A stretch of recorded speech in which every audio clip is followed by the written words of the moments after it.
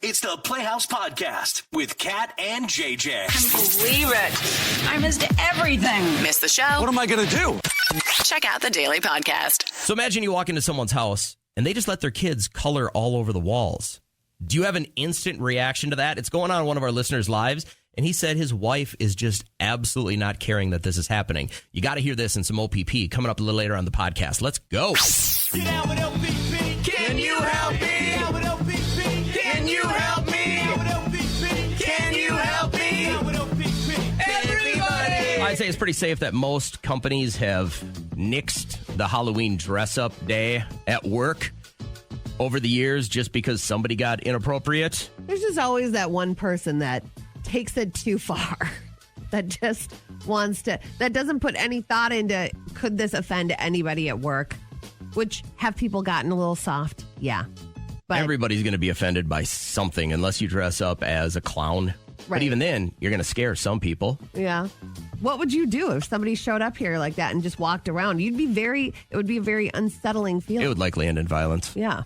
So, I don't know. I just think when I brought it up to management about having it this week, they made a lot of good points. So, it's safest to just not do it, right? Probably. That's the society we're living in right now. But some people are just stupid. Now, I wanted to bring Brittany on because she heard we were going to talk about this. You guys had yours last week. Tell me about the reason to not dress up for Halloween at work. What happened? My coworker came in and he decided to dress as her boss, which the idea is pretty funny if, all parties think it's funny. Right.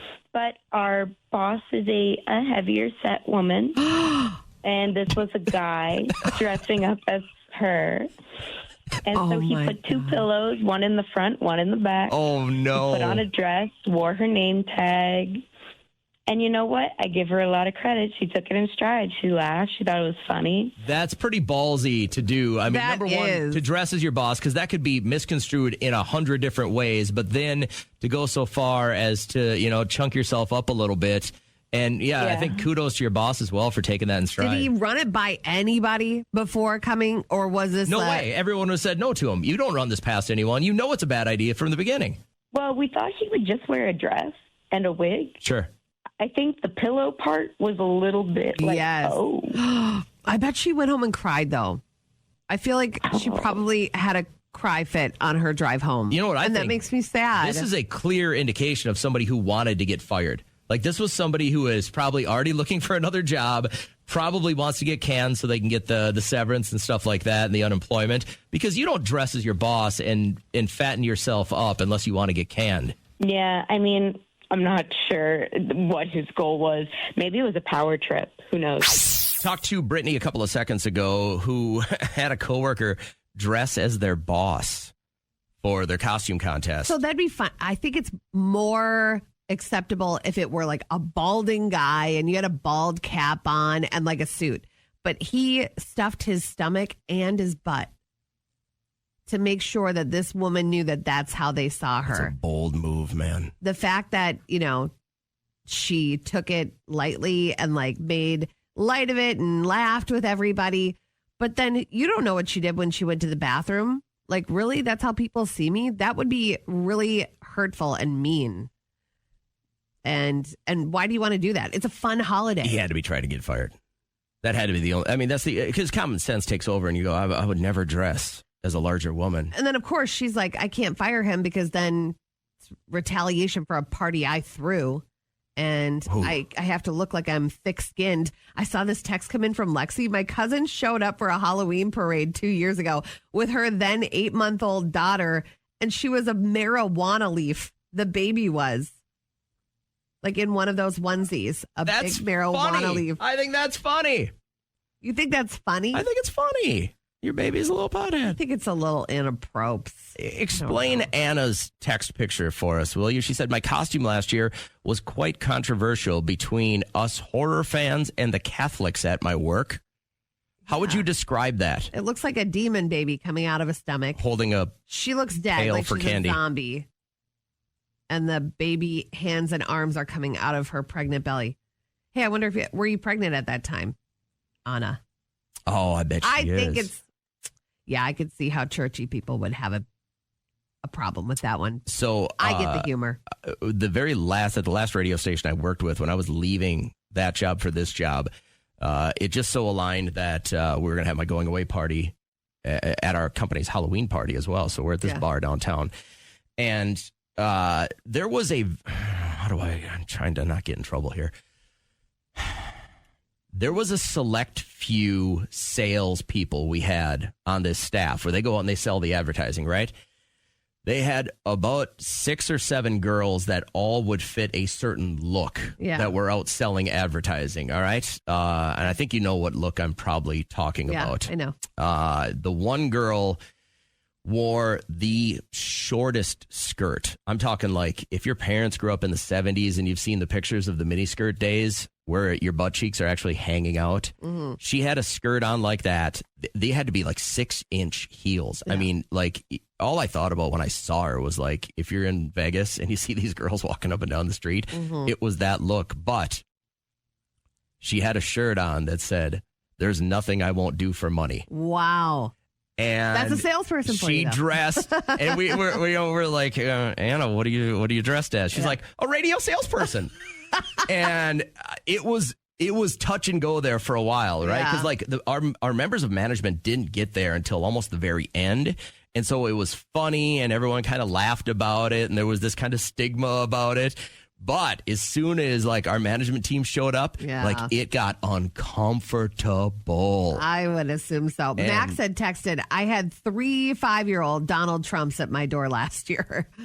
So, I mean, that's a pretty funny costume. That's a funny costume. I mean, and you got to remember, the costume has got to have something. So if you get them oranged up and you got the wig and you got the red tie. And the red hat. And probably at least carrying some kind of a Trump bag or something like that. Yeah. I get it. That's a funny thing. But have you ever seen something that really got people uncomfortable? There's nothing I won't do for money. It was perfect. It was a black shirt with white lettering. I love the message. And it was there, man. It was right out there. Morning, it's Kat and JJ. Of course, I don't have my underwear. I'm definitely not wearing my underwear. It's not my underwear. Where is the strangest place you've ever seen a pair of underwear? Well, it did open up a good conversation with Liam that some people do walk around, in fact, the state fair without underwear on. So we always take that ski lift that runs like half the length of the fair to get back to where our parking is. Okay. And it's kind of like a tradition. So we get our food and we walk around, we do some sightseeing, go to the DNR pond, and then we find that ski lift. And it goes over this pole shed that it's like tradition. There are bras, there are underwear, big underwear, cute little thongs. There are tampons, pads, anything that people want to throw on top of this pole shed roof is up there. Have you thrown any underwear up there? No. You don't pack an extra pair? I'm not above it, but it's just something I don't think about when I take my tween. So I'm on my way into work this morning, not paying much attention to what's going on around me other than to not hit the 9,500 deer I saw this morning. Oh, holy Hannah, they're everywhere. Oh, you saw a bunch. Oh, my God. Well, now that the farmers got most of the fields cleaned out, they're just roaming around on the roads. It's really, really crazy. Scary. So as I'm on my way in, I'm on the highway, and the ding, my light comes on for you're going to need gas pretty soon. So I'm like, all right, cool. I got a couple extra minutes. Swing in, and as I pull up to the pump, I usually go with the 88. I like the 88. A little bit cheaper. I like the 88. I'm a fan of the 88. So I go, and I'm still kind of, you're in that morning haze where, like, I don't speak to anyone until I get into the studio, right? Yeah. And so I go, and I pop my credit card, and as I look down to grab for the pump handle of the 88, around that pump handle is a pair of ladies' underwear.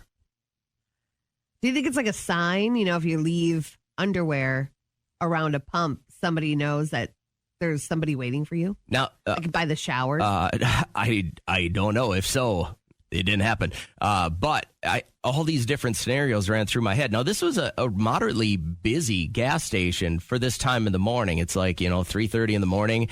There's a lot of people there. Most of the people I see at this gas station are wearing some kind of a yellow or orange. You know what I mean? They're going to go to work they got the safety yellow, green on, whatever it is. Yep. And I'm starting to think to myself, these underwear couldn't have been there that long.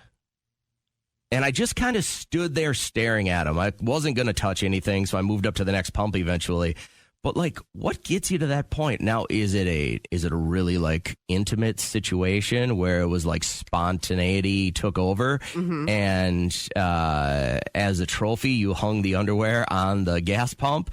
They didn't look soiled. I didn't give them that close of a look, but they were for sure frilly, lacy ladies' underwear. Yeah. Okay. So someone had a plan, or just got done with the plan they had. Right next to it is a garbage can. So they could have easily been discarded. So I figured they were left there for a reason. What do you think happened at that gas station at that moment that got a lady to leave her underwear on the gas pump? A choice was made. I think. A choice of what? Just going commando that day? I do have to tell you that if you wear a lace thong, they come with some complications. So a lot of chafing comes with lace. You really have to like condition that area. So you think she had them on for a few minutes and decided, I don't want to run rough patch all day? She's like, should have gone with silk. Can't commit. And this is the only place I can put them around this gas. That's more logical. I thought it was an intimate moment that maybe happened at the gas pump while they were waiting for their gas to pump. Yeah. And somebody left them there as a trophy. Men have hopeful minds. I'm sure that's where your mind went. You think that all sleepovers are pillow fights in our bra and underwear. And then then we make out at the end, So I'm sure that's where your mind went. Mine, more logical. Lace is the worst. I have some on right now.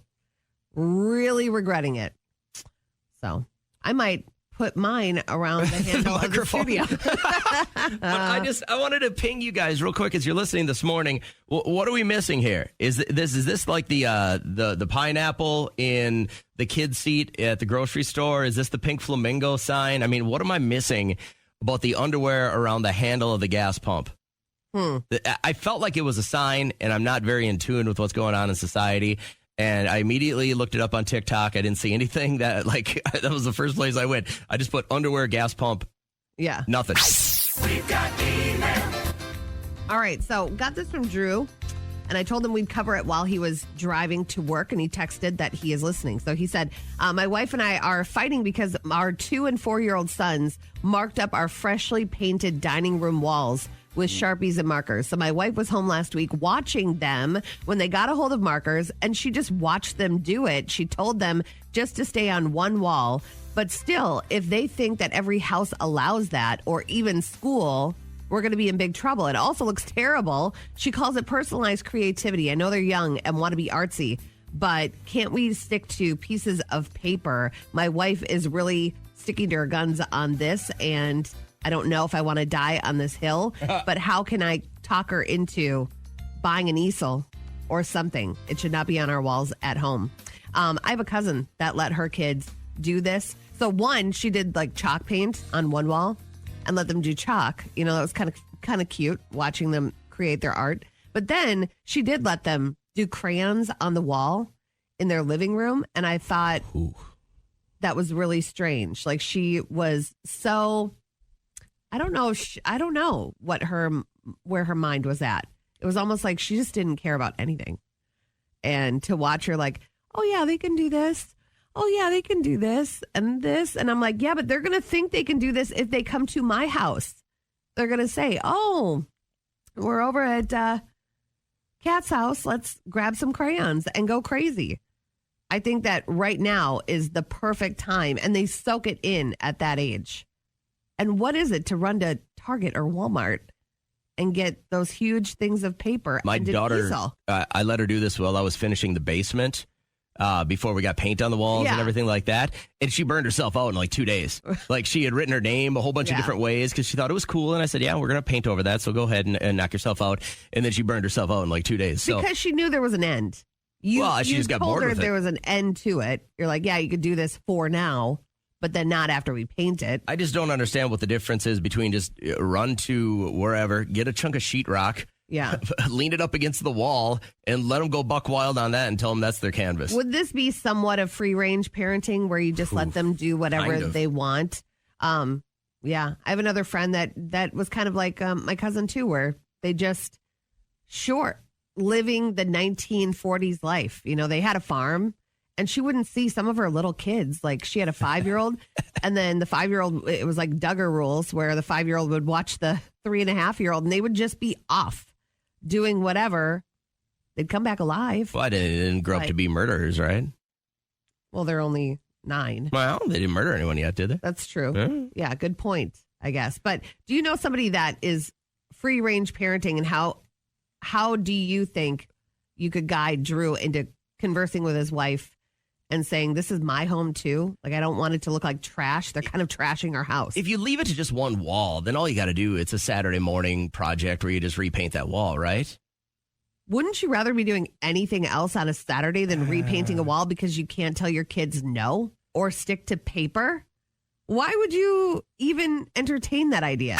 Look at all this free money Tuesday morning during our live show. 3 chances at free money high-low. 1 chance to win $2,000 with coulda, shoulda, woulda. And at 7:30, you can grab yourself Usher tickets Tuesday morning during our live show. Right now, let's wrap up the podcast. In a nutshell, he comes home one day last week, and his wife had been home with their 2 boys who are 2 and 4. Let me pull up the email. Oh my gosh, where'd it go? Anyway, so they were at home with mom, and she allowed them to grab some markers and go crazy on the walls. And she called it creative expression. In a sense, like, let them do it. They're kids, they're having fun. But he's like, it's their dining room. What's going on? And then also he's nervous about what's going to happen if they go over to grandma and grandpa's or friends' houses and think that it's acceptable. We do it at home. Why can't we do it here? And I get that part. And that's where I'm coming from. Like, you have to prepare your kids for the next year of their life. I learned it from the great Dr. Phil. He's not even a doctor. He is. And I've always raised my child like that. Like, I don't want him to be behind. I don't want him to, like, why do my friends know how to do this or act this way and it's appropriate and I don't know? So I think you got to put your foot down with this one. Hey, Amy, can I come over to your house and color on your living room walls? If you want to be harmed. All right. So we rule with violence. I love it. I don't love it. What are your thoughts on this, though? I mean, is this wonky, or is this creative expression for a kiddo? No, creative expression is you get them an easel and you let them create over and over again. My sister has this friend, and she lets her kids do whatever she wants. They came over to my sister's house one day, and they were coloring, like, on her floors, and my sister is not about that life, and then she had to parent not her kid, and it was like a whole big thing. That's an interesting take on this, because you're right. If they come to your house, then that's your rules, right? And now and then all of a sudden you're in trouble with someone else, and then don't parent my kids. Well, reel them in, right? 90% of the world follows the rules of do not let children color on walls. I would say even more than that. Because it's just not the right thing to do. Get them a pad of paper. What if they're a great artist at 2 and you would never know it, and they're going to end up changing the world with their view on everything, and they can only be creative on a wall? Snubbed it because you didn't want them coloring on your living room walls. You guys are horrible. I wouldn't feel bad. Just taking kids down. Unbelievable angles. Me and my sister grew up like that too, but we colored on the walls one time. Yeah. And my mother gave us dry washcloths and told us we're going to sit there until it's clean. And we sat there for 2 hours. Oh my! Bawling. Yeah.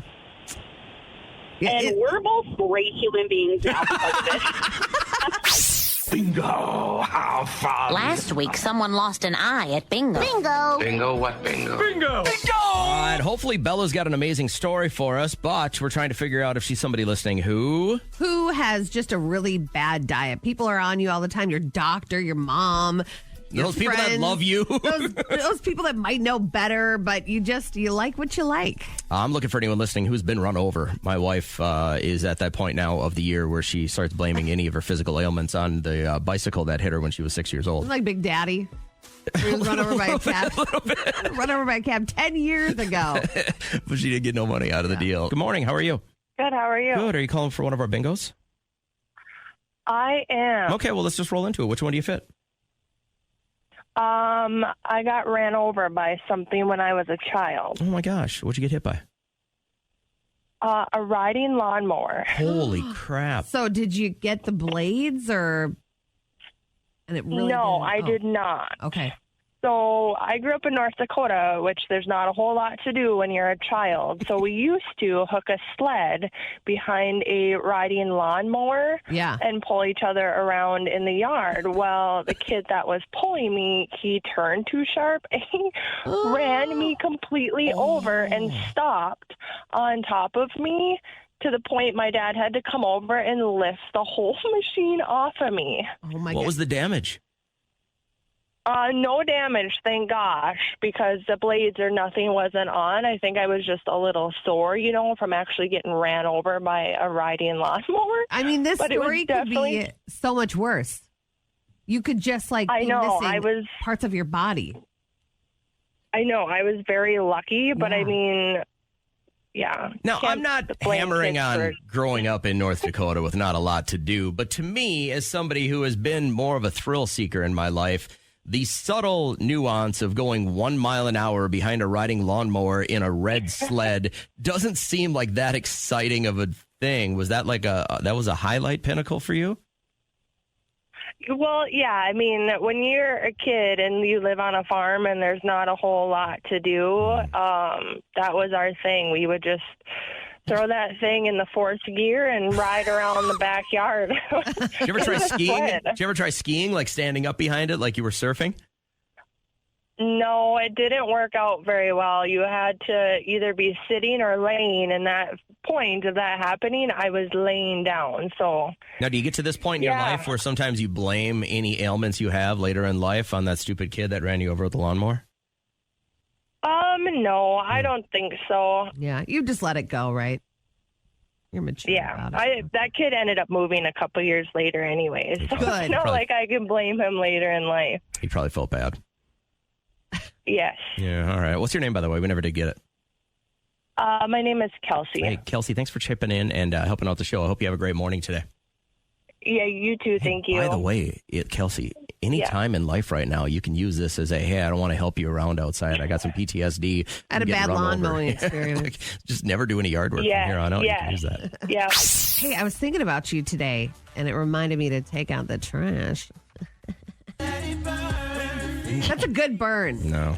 Yeah, because you're trash, kid. I assumed that when we set up this contest that we would get a lot of guys, because I think guys talk this way to other guys a lot more than ladies talk to each other about this kind of stuff. So let's bring Matt aboard. Hey, Matt, how's it going today, bud? Oh, hold on. Why do we got... Matt, you don't... Hold on. We got to line up another contestant here real quick. So, Matt, hang on. Hey, good morning, KCLD. How are you?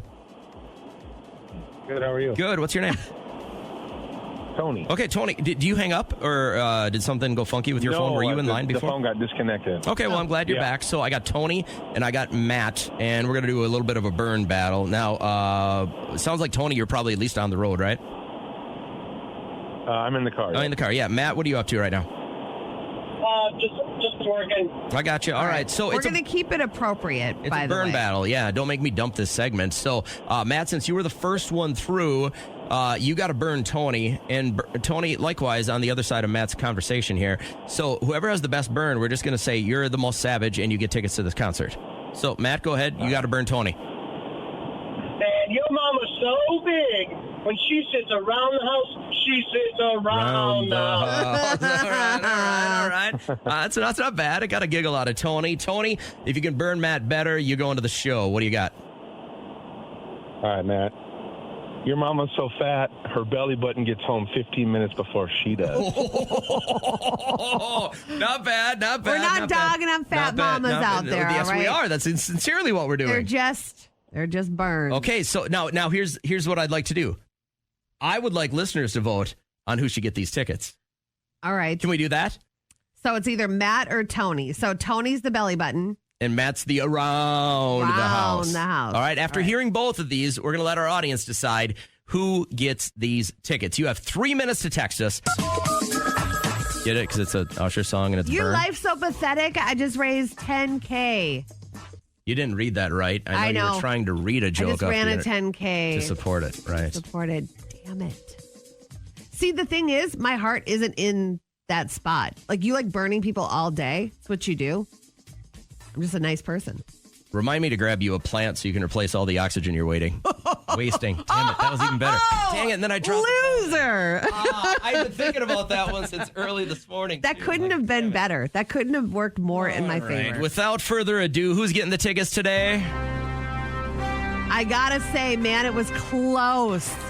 Tony, Matt, we let the listeners decide who had the better burn, and the winner today of Usher tickets is Tony with the belly button. Tony with the belly button, yeah. Yeah. Good work. But Matt, I know you got more. You got to compete tomorrow or until you win.